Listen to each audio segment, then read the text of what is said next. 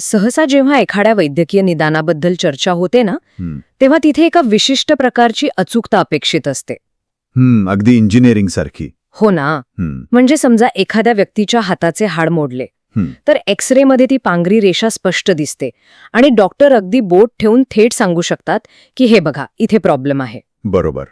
कारण वैद्यकीय शास्त्र हे बऱ्याच अंशी काय म्हणता येईल त्याला, एक बायनरी किंवा स्पष्ट असतं. हाड मोडले आहे किंवा नाही मोडले आहे, या दोनच गोष्टी तिथे असतात. त्यात फारशी संदिग्धता नसते. आणि खरं सांगायचं तर ते एक प्रकारे दिलासादायक असतं. आपल्या मानवी मेंदूला गोष्टी अशा डोळ्यांनी दिसलेल्या आणि स्पष्ट गटांत विभागलेल्या आवडतात. अगदी.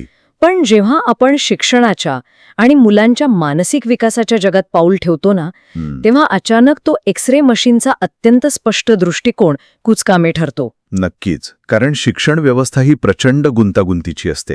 अगदी तेच. आणि म्हणूनच आजच्या या सखोल चर्चेत आपण एका अत्यंत महत्वाच्या शैक्षणिक दस्तऐवजाचा आधार घेणार आहोत, एड्यू 425 या अभ्यासक्रमाचा. हा दस्तऐवज मुळात शिक्षकांना प्रशिक्षित करण्यासाठी आणि समावेशित शाळा म्हणजेच इन्क्लुझिव्ह स्कूल ही संकल्पना प्रत्यक्षात कशी उतरवायची याचा एक विस्तृत आराखडा आहे. हो, आणि हा एक असा विषय आहे जो केवळ कागदावरच्या नियमांपुरता मर्यादित नाहीये. तो आपल्या समाजाची जडणघडण कशी होते आणि आपण आपल्यातीलच एका घटकाला कसे वागवतो हे ठरवतो. आणि अगदी याच मुद्द्यावर आपल्याला सविस्तर चर्चा करायची आहे. म्हणजे आपण नेहमी सब पढे सब बढे ही घोषणा सर्वत्र ऐकतो, पण या घोषणेचा प्रत्यक्ष जमिनीवरील अर्थ काय आहे? तोच तर खरा प्रश्न आहे. हो ना. जेव्हा एक सामान्य शाळा प्रत्येक विद्यार्थ्याला, मग तो विशेष गरजा असणारा का असेना, त्याला सामावून घेते, तेव्हा भौतिक आणि मानवी पातळीवर कोणते क्रांतिकारक बदल घडतात हे आज आपण उलगडून पाहणार आहोत. कारण शिक्षण ही केवळ पुस्तकी संकल्पना नाही, तर तो संपूर्ण समाजाचा आरसा आहे. अगदी बरोबर. नवी शिक्षणतज्ञाचे डोळे उघडणार आहे. होय, कारण तो फरक केवळ वरवरचा नाही, तर संपूर्ण दृष्टिकोनाचा आणि तत्वज्ञानाचा आहे. सामान्य शाळांची रचनाच मुळात एका ठराविक चाकोरीत झालेली असते. म्हणजे सामान्य शाळेत प्रवेशासाठी वयाची आणि बौद्धिक क्षमतेची एक ठराविक अट असते. पहिलीत प्रवेश घ्यायचा असेल तर मुलाची 6 वर्ष पूर्ण असायलाच हवीत. आणि मुलाला ठराविक गोष्टी वाचता किंवा लिहिता यायलाच हव्यात. हो, पण समावेशित शाळेत या सर्व अटी दुय्यम ठरतात. तिथे विद्यार्थ्यांच्या क्षमता आणि गरजांचा आधी विचार केला जातो. थोडक्यात सांगायचं तर शिक्षण पद्धती ही विषय केंद्रित राहत नाही, ती विद्यार्थी केंद्रित बनते. हा बदल खूप मोठा आहे. पण सत्य हे आहे की तो काही नसैल होतो तर काही न घडतं. हो, आणि याउलट समावेशित शाळा म्हणजे प्रत्येक विद्यार्थ्याच्या गरजेनुसार अत्यंत बारकाईने शिवलेला कस्टम टेलर सूट आहे. अगदी तेच. हे रूपक अतिशय चपखल आहे. कारण कस्टम टेलरिंगमध्ये जशी शरीराची मापे घेतली जातात, तशी समावेशित शाळेत विद्यार्थ्यांच्या मर्यादा आणि त्यांच्या लपलेल्या क्षमतांची मापे घेतली जातात. आणि सर्वात महत्त्वाचं म्हणजे इथे केवळ शिकवण्याची पद्धत बदलत नाही, तर मूल्यमापनाचा म्हणजे परीक्षा घेण्याचा दृष्टिकोन. अगदी तो दृष्टिकोनही मुळापासून बदलतो. एक मिनिट, हे कसं घडतं? कारण परीक्षा ही तर सर्वांसाठी समान असायला हवी ना. इथलेच तर खरा बदल आहे. समानता आणि न्याय या दोन पूर्णपणे वेगवेगळ्या गोष्टी आहेत. आता समजा वर्गात एखादा अंध विद्यार्थी असेल आणि सर्वसामान्य मुलांसोबत त्यालाही चित्रकलेचा पेपर सक्तीचा केला, तर तो समानता वाटला तरी तो न्याय नक्कीच नाहीये. बापरे, हो, हे तर आहेच. म्हणूनच समावेशित शिक्षण पद्धतीत याच अंध मुलांना चित्रकलेऐवजी विणकाम किंवा संगीतासारखे विषय दिले जातात. अरे वा. म्हणजे विद्यार्थ्याला व्यवस्थेच्या साच्यात बळजबरीने कोंबण्याऐवजी विद्यार्थ्याच्या गरजेनुसार साचाच बदलला जातो. अगदी बरोबर. दुसरे एक उत्तम उदाहरण सांगतो. दृष्टिदोष असणाऱ्या मुलांच्या परीक्षांचे. जर एखाद्या बालकाला दृष्टिदोष असेल किंवा त्याला लिहायला शारीरिक अडचण असेल, तर त्याची लेखी परीक्षा घेण्याचा अट्टहास केला जात नाही. मग काय करतात? त्याची तोंडी परीक्षा घेतली जाते. कारण परीक्षेचा मूळ हेतू मुलाला तो विषय किती समजला आहे हे तपासणे हा असतो, त्याने तो कसा लिहिला आहे हे पाहणे नव्हे. हा शिक्षणातील खूप मोठा आणि आवश्यक पॅराडाईम शिफ्ट आहे. पण इथे एक मोठी व्यावहारिक अडचण उभी राहते ना. म्हणजे हे सगळं कागदावर किंवा ऐकायला जेवढं सोपं वाटतं, तेवढं प्रत्यक्षात आणणं खूप कठीण आहे. हो, ते तर आहेच. कारण यासाठी पूर्ण शाळेची इमारतच नव्याने डिझाईन करावी लागते. जर एखाद्या जुन्या शाळेला समावेशित शाळेत बदलायचे असेल, तर भौतिक सुविधांचे अत्यंत सूक्ष्म डिझाईन करावे लागते. ज्याचे खूप सविस्तर वर्णन या स्रोतात पाहायला मिळते. नक्कीच. भौतिक पर्यावरण हे विद्यार्थ्याला सामावून घेणारे असावे लागते. यामागे एक साधं लॉजिक आहे. जर एखादा मूल शाळेत शारीरिकदृष्ट्या स्वतंत्रपणे वावरू शकत नसेल तर ते मानसिकदृष्ट्या कधीच स्वतंत्र होऊ शकत नाही. अगदी खरंय. आणि या भौतिक बदलांची यादी पाहिली ना की थक्क व्हायला होतं. या बदलांमागील विज्ञान खूप रंजक आहे. उदाहरणार्थ, अंध मुलांसाठी वापरली जाणारी पांढरी काठी. हो, ती काठी खूप महत्वाची असते. हो ना? ही नुसतीच एक काठी नसते.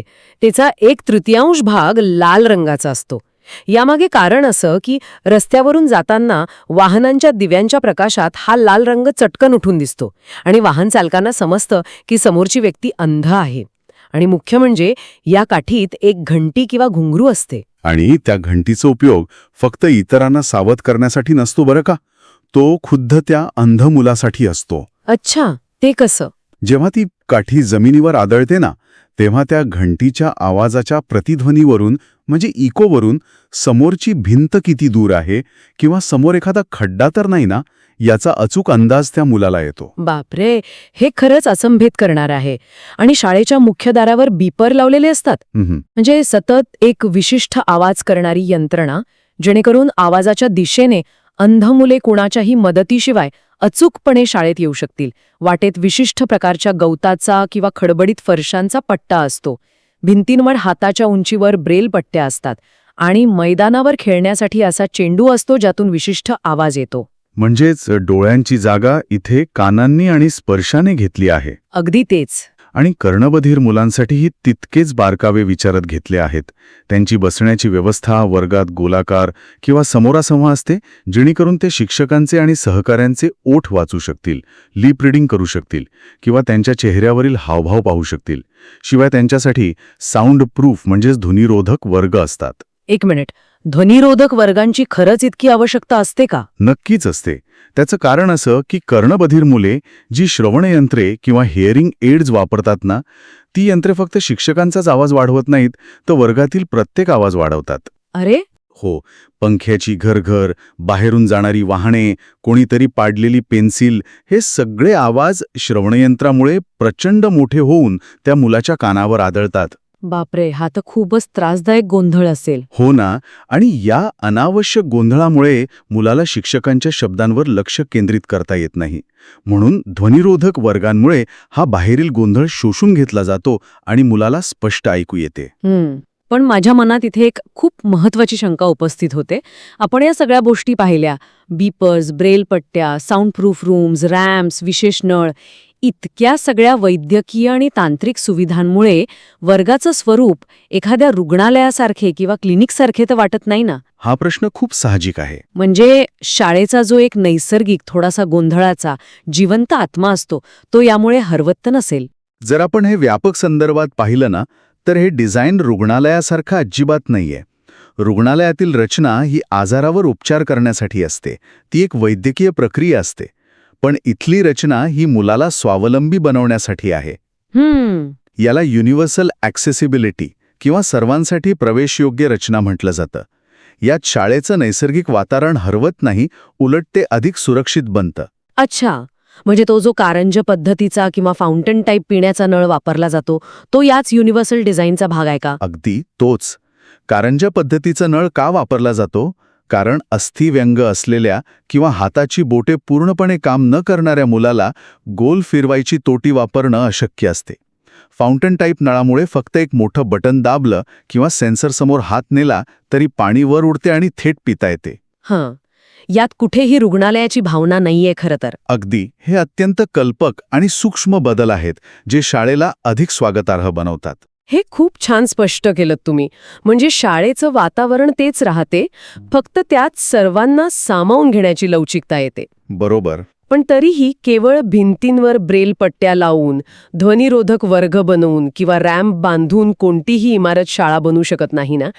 ती साखळी पूर्ण करण्यासाठी आणि त्या निर्जीव इमारतीत प्राण फुंकण्यासाठी माणसं लागतात. या मानवी घटकांबद्दलची जी रचना या स्रोतात स्पष्ट केली आहे, ती अतिशय विचार करायला लावणारी आहे. हो. कोणत्याही व्यवस्थेचा सर्वात महत्त्वाचा आणि जिवंत दुवा हा मानवी घटकच असतो. समावेशित शाळेत सामान्य शिक्षक तर असतातच, पण त्यांच्यासोबत विशेष शिक्षक असतात ज्यांनी B.Ed स्पेशल एज्युकेशन पूर्ण केलेले असते. त्यांच्या जोडीला पूर्ण एक वैद्यकीय आणि मानसोपचार तज्ज्ञांची टीम असते, ज्यात ऑडिओलॉजिस्ट, स्पीच थेरपिस्ट आणि आहार तज्ज्ञांचा समावेश असतो. पण या सगळ्यात एका गोष्टीने माझं खूप लक्ष वेधून घेतलं, ती म्हणजे मदतनीस. या मदतनीसांना दरमहा अत्यंत तुटपुंजे म्हणजे साधारण 2,500 रुपये मानधन मिळतं, पण त्यांची जबाबदारी अफाट आहे. हो, ती खूप मोठी जबाबदारी असते. अपंग मुलाला त्याच्या घरापासून शाळेत सुखरूप आणणे आणि शाळा सुटल्यावर परत घरी पोहोचवणे हे काम ते करतात. आणि या व्यतिरिक्त स्वयंसेवी संस्था आणि समाजातील इतर व्यक्तींचाही सहभाग यात असतो. उदाहरणार्थ, काही निवृत्त लष्करी अधिकारी या मुलांना शारीरिक शिक्षण देण्यासाठी येतात. तर या सर्वांचा एकत्रित अर्थ काय होतो? सुरुवातीला हे एखाद्या सुपर हिरो टीमसारखे वाटू शकते, पण बारकाईने पाहिल्यास हे एका भक्कम परिसंस्थेसारखे किंवा सेफ्टी नेटसारखे काम करते, जिथे एक सामान्य शिक्षक वर्गात 40 मुलांसोबत एकटा संघर्ष करत नाहीये. त्या शिक्षकाला आणि त्या विशेष मुलाला सावरण्यासाठी संपूर्ण समाजाने एक भक्कम जाळं विणले आहे. हे सेफ्टी नेटचं रूपक अत्यंत अचूक आहे. या बहुविभागीय तज्ज्ञांच्या गटाचे किंवा मल्टीडिसिप्लिनरी टीमचे महत्त्व आपण समजून घेतले पाहिजे. नक्कीच. जेव्हा घरात एखादे विशेष गरजा असणारे मूल असते, तेव्हा त्या पालकांवर प्रचंड मानसिक, शारीरिक आणि आर्थिक दडपण असते. आपला मुलगा किंवा मुलगी भविष्यात काय करणार हा प्रश्न त्यांना रोज सतावत असतो. ही तज्ज्ञांची टीम पालकांचे हेच दडपण कमी करण्याचे काम करते. ती कशा प्रकारे काम करते? कारण नुसते सल्ले देऊन पालकांचे दडपण थोडीच कमी होणार आहे. बरोबर. आणि म्हणूनच ही टीम कागदोपत्री सल्ले देण्यापलीकडे जाऊन प्रत्यक्ष जमिनीवर काम करते. मुलाच्या अपंगत्वाचे नेमके स्वरूप काय आहे, त्याची तीव्रता किती आहे, याचे अचूक वैद्यकीय निदान करणे, त्यांना शासकीय सवलतींसाठी आवश्यक ते प्रमाणपत्र मिळवून देणे. ते प्रमाणपत्र मिळवणे ही मोठी कसरत असते पालकांसाठी. अगदी. आणि सर्वात महत्त्वाचे म्हणजे त्यांचे पुनर्वसन करणे. या सर्व टप्प्यांवर ही टीम काम करते. व्यावसायिक तज्ज्ञ त्यांना भविष्यात अर्थार्जनाच्या संधी काय असू शकतात याचे प्रशिक्षण देतात. म्हणजे ही शाळा फक्त अक्षरओळख करून देत नाही, तर समाजात ताठ मानेने जगण्याची साधने निर्माण करून देते. हा दृष्टिकोन खरोखरच खूप व्यापक आहे. पण हे सगळं काही एका रात्रीत घडलेलं नाहीये. अजिबात नाही. समाजाचा या मुलांकडे पाहण्याचा दृष्टिकोन कसा बदलत गेला याचा जो ऐतिहासिक प्रवास या दस्तऐवजात नमूद केला आहे ना, तो मानवजातीच्या मानसिक उत्क्रांतीचा एक अत्यंत महत्त्वाचा पुरावा आहे. त्यात समाजाच्या दृष्टिकोनाचे 6 टप्पे स्पष्ट केले आहेत. तो इतिहास आपल्याला हे दाखवून देतो की आपण कुठल्या अंधकारातून इथपर्यंत आलो आहोत आणि अजून किती मोठा पल्ला गाठायचा बाकी आहे. नक्कीच. या 6 टप्प्यांवर सविस्तर नजर टाकणं खूप गरजेचं आहे. पहिला टप्पा होता अत्यंत भयानक, म्हणजे तिरस्काराचा. सुरुवातीच्या काळात, विशेषतः प्राचीन आणि मध्ययुगीन काळात, अपंग मूल जन्माला येणे हे मागील जन्माचे पाप मानले जायचे. अज्ञानामुळे निर्माण झालेली भीती या तिरस्काराला जन्म देत होती. अशा मुलांना चक्क समाजाबाहेर काढले जायचे. हो, आणि त्यानंतर आला दुसरा टप्पा, धार्मिक दृष्टिकोन. या दुसऱ्या टप्प्यात तिरस्काराची जागा दयेने घेतली. पण खरं सांगायचं तर ही दया देखील पूर्णपणे निखळ नव्हती. ती कशी काय? कारण या टप्प्यात मंदिराबाहेर बसलेल्या अपंगांना भीक देऊन किंवा त्यांची सेवा करून स्वतःसाठी पुण्य कमवण्याची वृत्ती वाढीस लागली. अरेच्छा. हो, इथे अपंग व्यक्तीला एक समान माणूस म्हणून न बघता स्वतःच्या मोक्षप्राप्तीचे किंवा पुण्य मिळवण्याचे केवळ एक साधन मानले गेले. हा दृष्टिकोन वरवर चांगला वाटत असला तरी तो अपंग व्यक्तीच्या आत्मसन्मानाला ठेच पोचवणारा होता. अतिशय महत्वाचा पैलू आहे. म्हणजे मदत ही त्यांच्यासाठी नसून स्वतःसाठीच केली जात होती. अगदी बरोबर. ब्रेल लिपीचा शोध लावला तेव्हा तो केवळ एका भाषेचा शोध नव्हता. तो एक पुरावा होता की या मुलांकडेही विचार करू शकणारा सामान्य मुलांइतकाच प्रगल्भ मेंदू आहे. नक्कीच. आणि पहिल्यांदाच या मुलांसाठी विशेष शाळा सुरू झाल्या. त्यांना दयेची नाही तर अधिकाराची आणि शिक्षणाची गरज आहे हे प्रगत समाजाला समजू लागले. आणि मग चौथा टप्पा आला, एकात्मिक शिक्षण किंवा इंटिग्रेटेड एज्युकेशन. इथे अपंगत्वाचा शिक्का पुसण्याचा आणि त्यांना मुख्य प्रवाहात आणण्याचा प्रयत्न झाला. पण इथेच ना, एकात्मिक शिक्षण आणि समावेशित शिक्षण यात मोठी गल्लत होते. एकात्मिक शिक्षणात मुलांना सामान्य शाळेत प्रवेश दिला गेला, पण अपेक्षा अशी होती की त्या विशेष मुलाने शाळेच्या वातावरणाशी जुळून घ्यावे. हो, मुळात ती व्यवस्थेची चूक होती. हां, आणि मग 5वा टप्पा होता सकारात्मक दृष्टिकोन, जिथे त्यांच्या कमकुवतपणावर नाही तर त्यांच्या क्षमतांवर लक्ष केंद्रित केले गेले. आणि शेवटी आपण पोहोचतोय 6व्या टप्प्यावर, समावेशित शिक्षण, जिथे मूल शाळेनुसार बदलत नाही तर शाळा मुलांच्या गरजेनुसार स्वतःमध्ये बदल घडवून आणते. बरोबर. पण इथे एक मोठा विरोधाभास उभा राहतो माझ्या मते. कोणता विरोधाभास? आपण कायदे बनवले, धोरणे आखली आणि कागदावर आपण या 6व्या टप्प्यावर पोचलो आहोत हे मान्य केले. पण आपण खरोखरच मानसिकदृष्ट्या या 6व्या टप्प्यावर पोचलो आहोत का? हा खूप कळीचा मुद्दा आहे. कारण आजही बातम्यांमध्ये किंवा आजूबाजूला पाहिल्यास ग्रामीण भागात अजूनही अपंगत्वाबद्दल अज्ञान आणि तिरस्काराची भावना दिसून येते. आणि आजही शहरांतील मोठ्या मंदिरांबाहेर बसलेल्या व्यक्तीला काही नाणी देऊन पुण्य कमवण्याची त्या दुसऱ्या टप्प्यातली वृत्ती समाजात सर्रास पाहायला मिळते. मग आपण खरंच सामाजिक प्रगती केलीये का? यावरून एक अत्यंत जळजळीत वास्तव समोर येते बघ. आपण शैक्षणिक धोरणे बदलली असली तरी मानवी मानसिकतेचा प्रवास अद्याप अपूर्ण आहे. कायदे बदलले, शिक्षण हक्क कायद्याने सर्वांना समान हक्क दिला, शाळेच्या इमारती आधुनिक झाल्या, पण मानवी मेंदूत अजून 100% बदल झालेला नाहीये. अगदी खरंय. जोपर्यंत समाजातील शेवटच्या व्यक्तीच्या मनातील पाप किंवा पुण्य या दोन्ही संकल्पना पुसून जाऊन तिथे निव्वळ समान हक्क ही भावना रुजत नाही, तोपर्यंत हा प्रवास चालूच राहणार आहे. आणि म्हणूनच समावेशित शाळा हा त्या मानसिक परिवर्तनाचा एक खूप मोठा, ताकदवान आणि आवश्यक प्रयोग आहे.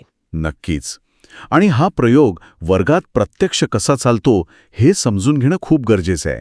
या धोरणात संपूर्ण वर्गदृष्टिकोन आणि वर्ग व्यवस्थापन याबद्दल जे मार्गदर्शन केले आहे ना, ते शिक्षकांसाठी एका दीपस्तंभासारखे आहे. हो, कारण वर्गात एकाच वेळी वेगवेगळ्या विश्वात वावरणाऱ्या आणि वेगवेगळ्या गरजा असणाऱ्या 45 मुलांना एका सूत्रात बांधणे हे कोणत्याही शिक्षकासाठी महाकठीण काम आहे. याची जी उदाहरणं दिली आहेत ती खूपच व्यावहारिक आहेत. उदाहरणार्थ शिक्षकांसाठी अत्यंत कडक सूचना असते की वर्गात अंध मुलाच्या साहित्याची किंवा फर्निचरची जागा वारंवार बदलू नये. हां, यामागचे कारण अत्यंत वैज्ञानिक आहे. हो का? हो. अंध मुलांच्या मनात वर्गाचा आणि आजूबाजूच्या परिसराचा एक मेंटल मॅप किंवा मानसिक नकाशा तयार झालेला असतो. इथे डेस्क आहे, 2 पावले पुढे गेल्यावर कचराकुंडी आहे आणि डावीकडे दरवाजा आहे. जर शिक्षकाने किंवा शिपायाने अचानक डेस्कची जागा बदलली तर ते मूल धडकून पडू शकते किंवा गोंधळून जाऊ शकते. बापरे, किती सूक्ष्म विचार आहे हा. हो ना. त्याऐवजी अशा मुलांना हुशार, शांत आणि समजूतदार मुलांच्या शेजारी बसवावे, जेणेकरून त्यांना योग्य दिशा मिळेल. आणि ज्या मुलांना फिट्स किंवा अपस्मार येण्याचा त्रास आहे त्यांच्यासाठी वर्गात एका कोपऱ्यात सतरंजी किंवा मऊ चटईची कायम व्यवस्था ठेवणे गरजेचे असते. हां, जेणेकरून फिट आल्यास त्यांना इजा होऊ नये आणि तातडीने आराम मिळावा. अगदी. ह्या गोष्टी ऐकायला छोट्या वाटतात, पण एका 45 मिनिटांच्या तासात मुलाच्या सुरक्षिततेच्या दृष्टीने त्या अत्यंत महत्त्वाच्या असतात. या सर्व चर्चेतून एक गोष्ट स्पष्ट होते की संपूर्ण वर्ग दृष्टिकोन हा फक्त विशेष मुलांसाठी फायदेशीर नाहीये. हा अत्यंत मोलाचा मुद्दा आहे. समावेशित शिक्षण हे केवळ विशेष मुलांसाठी नाहीये. जेव्हा एखादं सामान्य मूल आपल्या शेजारी बसलेल्या अध्ययनक्षम मित्राला त्याची नोंदवही पूर्ण करण्यात मदत करतं किंवा अंध मित्राला रस्ता दाखवतो, तेव्हा त्या सामान्य मुलामध्ये समानुभूती म्हणजेच एम्पॅथी निर्माण होते. हो, ती एम्पॅथी खूप गरजेची आहे. ते मूल दुसऱ्याच्या जागी स्वतःला ठेवून विचार करायला शिकतं. उद्याचा समाज जर खऱ्या अर्थाने सहिष्णू, प्रगल्भ आणि संवेदनशील बनवायचा असेल ना, तर ही समानुभूती कोणत्याही गणित किंवा विज्ञानाच्या पाठ्यपुस्तकापेक्षा अधिक महत्त्वाची आहे. हे खरोखरच खूप सुंदर आणि आशादायी आहे. म्हणजे समावेशित शाळा ही फक्त विशेष मुलांचे पुनर्वसन करत नाहीये, तर ती सामान्य मुलांचे आणि पर्यायाने संपूर्ण समाजाचे मानसिक नूतनीकरण करत आहे. अगदी बरोबर. तिरस्कारापासून सुरू होऊन आज कस्टमाइज्ड किंवा गरजेनुसार बदलणाऱ्या अत्यंत प्रगत अध्ययन वातावरणापर्यंत कसा पोहोचला आहे. शिक्षण हक्क कायद्याची अंमलबजावणी केवळ कागदावर किंवा राजकीय घोषणांमध्ये न राहता ती प्रत्यक्ष वर्गखोलीच्या रचनेत, फर्निचरमध्ये, मूल्यमापनाच्या पद्धतीत आणि शिक्षकांच्या मानसिकतेत कशी उतरते याचे हे एक उत्तम उदाहरण आहे. आणि ही व्यवस्था आपल्याला भविष्याकडे पाहण्याची एक नवी आणि अधिक मानवी दृष्टी देते. नक्कीच. सत्राच्या शेवटी या सर्व चर्चेतून एक विचार नक्कीच समोर येतो, जो थोडा अस्वस्थ करणारा आहे, पण तितकंच महत्वाचा आहे. आपण पाहिलं की शैक्षणिक धोरणांनुसार शाळा स्वतःमध्ये आमूलाग्र बदल करत आहेत. ब्रेलपट्ट्या, रॅम्स, ध्वनिरोधक वर्ग, विशेष शिक्षक, हे सर्व खरोखरच कौतुकास्पद आहे. पण जेव्हा ही मुलं आपली सुरक्षित शाळा संपवून मोठी होऊन खऱ्या जगात आणि प्रौढ समाजात पाऊल ठेवतात, तेव्हा आपली कार्यालये, आपली शहरं, आपले सार्वजनिक रस्ते आणि आपली सार्वजनिक वाहतूक व्यवस्था या समावेशकतेच्या निकषांवर खरे उतरतात का? हा खूपच गंभीर प्रश्न आहे. हो ना. शालेय व्यवस्थेने जो आदर्श प्रस्थापित केला आहे, मुलांसाठी जो एक सुरक्षित आणि सर्वांना सामावून घेणारा स्वर्ग बनवला आहे, तो आदर्श आपल्या प्रौढ समाजाच्या भौतिक आणि मानसिक रचनेत आपण कधी आणणार? शाळांनी आपली जबाबदारी ओळखली आहे. आत्ता वेळ प्रौढ समाजाची आहे. याच एका महत्वाचा आणि विचार करायला लावणारा प्रश्नासोबत आपण आजची ही चर्चा इथेच थांबूया. यावर नक्की विचार करा.